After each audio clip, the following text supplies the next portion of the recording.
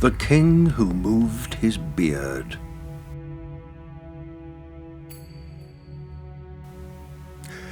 There was once a wise king who often disguised himself and went out at night to learn about the condition of his subjects. On one such occasion, he met a group of 5 rough-looking men. "Who might you be?"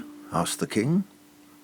"Well, friend, to tell you the truth, we are a group of thieves," one of them said. "Ah, that is good," said the king, "for I too am a thief." When the thieves heard this, they were delighted. "Come and join our group," exclaimed the most outspoken among them. "We're planning a robbery tonight and are about to elect a leader. But first, each one of us must describe his own special skill. Now, brothers, tell us what you do best." "I am an expert in fixing rope ladders, and I can do it anywhere in one attempt," the first thief said. "When I've done this, hundreds of my companions can use it." "My special skill," said the second thief, "is to break through walls swiftly and silently." "But mine is a very rare and useful one," said the third. "Wherever treasure may be hidden, I can smell it and lead you to it." "I can understand the language of the animals," offered the fourth thief, "and this is often of more help than you might imagine." Then the fifth and last thief said, "My special skill is that I can always recognize a person once I have met him, even if it's on a pitch-dark night." As the thieves were speaking, the king wondered what special skill he could mention. Then they all turned to him. "My skill is one you may not have heard of," said the king. They waited, watching him intently. "By a little movement of my beard, I can save even the worst of thieves from the gallows." The thieves, entranced by this unique ability, decided to choose him as their leader. After some discussion, they decided to rob the king's palace. The king felt compelled to go along with them. But as they were walking towards the palace, a dog began to bark. The thieves all turned to the one who could understand the language of animals. "Tell us, brother, what is the dog saying?" they asked him. "It's very strange indeed," he said. "The dog is hinting that one of us fellows is a king."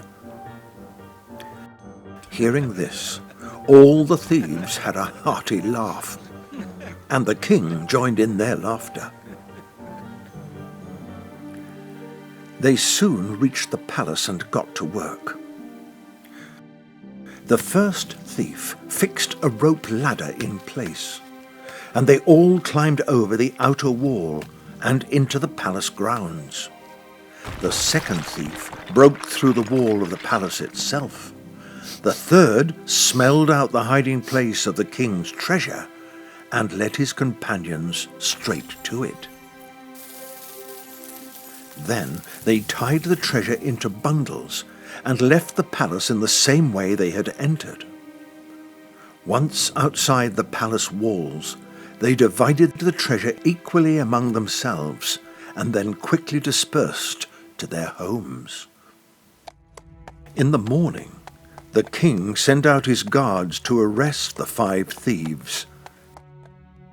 As the poor fellows were being marched to the gallows, the 5th thief recognized the king.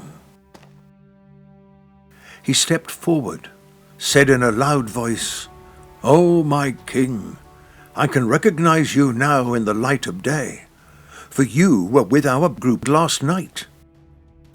Have pity on us, O gracious sovereign. Please move your beard and save our worthless lives. We all solemnly promise never to steal again. Instead, we will enter your service and serve you faithfully for the rest of our lives." The king then took pity on the wretched men and nodded his head. In that timeless gesture of mercy, he caused his beard to move. At once their shackles were taken off. Rejoicing, all 5 men gladly entered into the service of the king.